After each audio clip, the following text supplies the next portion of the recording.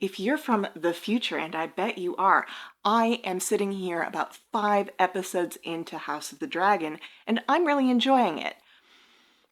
But I am seeing some takes about the show, specifically its treatment of women, from feminists, some feminists I respect, and I'm not sure they're getting it.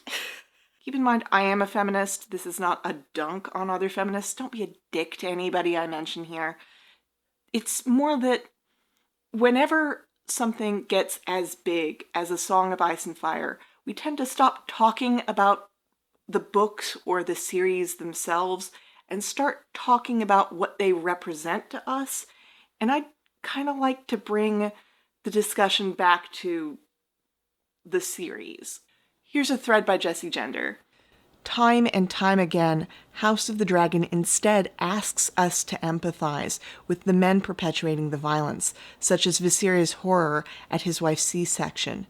It ultimately just upholds the same heteronormative cis male gaze that stands to benefit from these systems anyways and say, yeah, it's bad, but it's kind of cool too. It still views us as objects in others' stories, and thus tells the assumed male gaze audience not to make things better, but just makes them feel okay that they aren't this bad. Here's writer Alison Stein's take as of episode 4. Uncle Damon, Matt Smith, takes his young niece Rhaenyra Targaryen, Millie Alcock, to a brothel and starts to seduce her.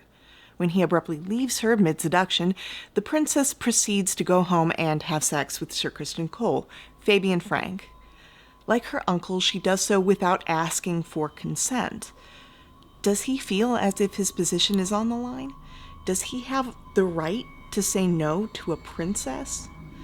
Welcome to the first erosion of Rhaenyra's character. What happened to the so-called strong woman of House of the Dragon? She doesn't live here anymore. I've quoted 2 people here, and this seems to be pretty typical of the pop culture feminist analysis of House of the Dragon, and every episode seems to come with, a slew of articles. A cottage industry of responses to the show, like a dozen articles about how feminist or not feminist the show is, which, by the way, I am totally a part of. Please subscribe to my Patreon. Thank you very much. But as I say, I think something is missing from these, so let's talk about it. Episode 1. King Viserys' wife, Queen Aemma, is giving birth to the heir he always wanted, and Princess Rhaenyra is ambivalent. She's never felt like she was good enough for her father.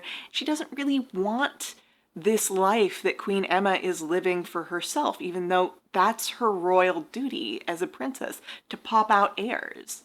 Queen Aemma has had a history of difficult births and lost children, and unfortunately this foreshadows what ultimately happens. The baby is breech, and they have to perform an emergency C-section. King Viserys has a conflict of interest here. He wants an heir, and he might have to give up his wife to get one. But the thing that is also true is the show is very clear both will die if there is no C-section. This was weirdly emotionally resonant for me because I was a breech baby. I was in my mother's womb like this, and I could not be turned. My mother was told that if C-section was not available, we both would have died. House of the Dragon is not like a historical show. If George R.R. Martin wanted to make magic C-sections where everybody would be, fine afterward, he could have. But he's chosen a quasi-medieval setting, and this happened. This happens all the time in less fortunate countries. Kids are born breech and need emergency C-sections. Like, historically, Julius Caesar, after whom the cesarean section is named, was born this way.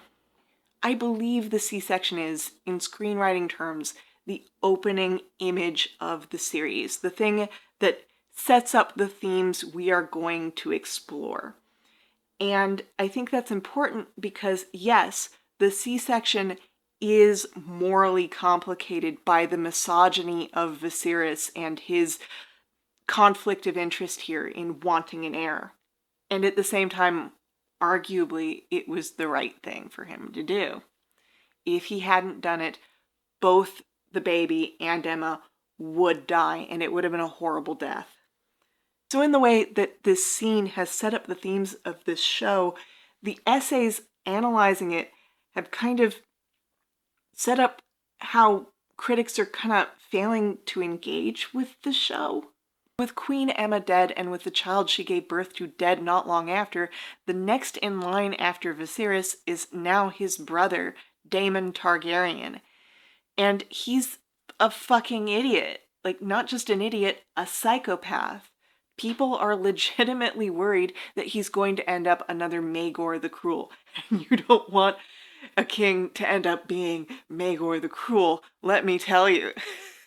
He started wars. He was sort of this Bluebeard kind of character. Not a situation you want if you can help it. So Viserys disinherits him and names Rhaenyra his heir. Rhaenyra is, of course, thrilled to finally get the approval of her father, but now, on top of all the expectations she has as a princess and a woman, she has all the expectations of being the heir. And sometimes these expectations kind of come into conflict. Like, her dad does not include her in decision-making the way he probably would a male heir. So of course Rhaenyra chafes under all of this. She's rude to her suitors. When there's a crisis that could be solved by her going off on a dragon and negotiating with her uncle, she does it despite her dad saying not to. When her uncle wants her to sneak out with him into the night, she does it. When he wants her to make out with him, she does it. When her uncle can't finish what he started, she goes back to the palace, invites Sir Criston Cole, her sworn protector, into her quarters, and they have sex. When a marriage match is made for her, because she absolutely refuses to make one for herself, she makes an arrangement with her betrothed that she gets to screw who she wants and he gets to screw who he wants, and they'll come together to make little heirs and that'll be it. In the meantime, her stepmother, Alicent Hightower, who is her best friend and roughly her age, catches wind that Rhaenyra has been fucking around. So she investigates and discovers, yeah, she has been. And this is the point at which Alicent decides to just fucking turn on Rhaenyra. Around the same time, Sir Criston Cole, the Kingsguard Rhaenyra has been pounding it out with, asks her to elope with him. He'll be a sellsword in Essos, and she'll be his wife, and she'll make eggs for him in the morning, and they'll have lots of little babies. And Rhaenyra says basically, are you fucking kidding me? Criston Cole also turns on her at this point. Charming people, Alicent and Criston Cole. People have rightly identified that, Alicent has fully internalized her duties as a queen and is kind of jealous that Rhaenyra gets to do whatever she wants. Likewise, Sir Criston Cole is, very much a part of this patriarchal society and seems to think that this woman he is banging is like his property and is very upset that she doesn't want to be. And this is all textual. Like, if this is what you get from House of the Dragon, you're not wrong. There is a second little wrinkle, however. Rhaenyra is heir to a kingdom of which she's going to be the absolute dictator. Every one of Rhaenyra's duties up to the point where she's going to inherit the throne are kind of bullshit. As a woman, she needs to be chaste, she needs to do what she's told. She's given unusual latitude to pick her own husband. She absolutely refuses to do that until forced. If you remember from Game of Thrones, when Brienne of Tarth became the sworn protector of Catelyn Stark, they made oaths to each other. Of course, Brienne made her oath, but Catelyn vowed that she would never ask Brienne to do anything that would violate her honor. Asking a Kingsguard to give up his celibacy violates his honor. And that article I read in the beginning was absolutely correct. It is not clear if Criston Cole could say no. And when Sir Criston Cole confesses to the Queen that he has indeed slept with Rhaenyra, he asks that his punishment be execution rather than mutilation. Like, he asks that they not chop his dick off. So yes, Rhaenyra is very young, and the power dynamic is not, like, fully clear here, but this is not a morally neutral thing that she's done. She also kind of shrugs off some duties that are less bullshit. Like, yeah, it sucks that her dad doesn't trust her to go talk to her uncle. She was the natural choice to do it, but she's also the heir, and this was a dangerous situation. If she died, it would have thrown the succession into even more chaos. And when she's taking an audience with her potential suitors, like, yeah, it's bullshit that she's expected to marry. No, I don't expect a teenager to be able to emotionally handle, like, all of this attention without being kind of shitty. But there's being a normal teenager who's just being kind of shitty about an expectation that sucks, and the fact that she's also going to be these people's direct leader and an absolute dictator. Like, the expectations kind of have to change in that situation. You know what I mean?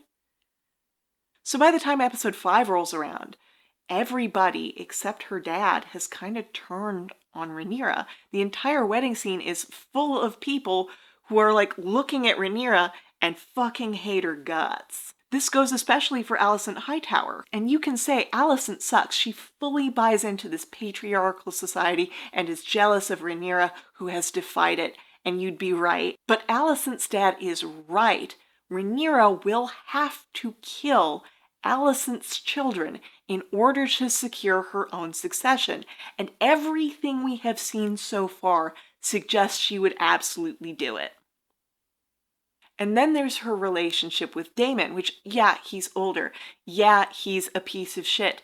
But she has never heard an idea from Daemon that she was not fully willing to commit to, even in ways he wasn't. Remember, we have been told repeatedly by the text, the danger is, if Daemon becomes king, he will become another Maegor the Cruel, a violent, evil dictator.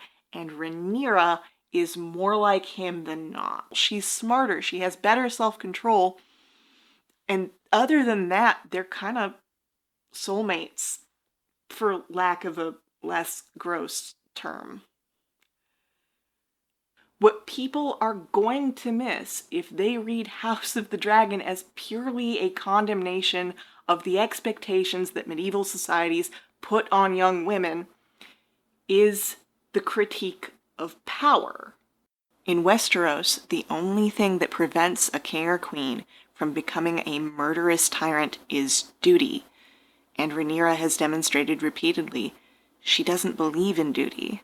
The second thing that is true, that is going to be in tension with how bullshit it is that Rhaenyra is mistreated, is that nobody, her included, should be a monarch.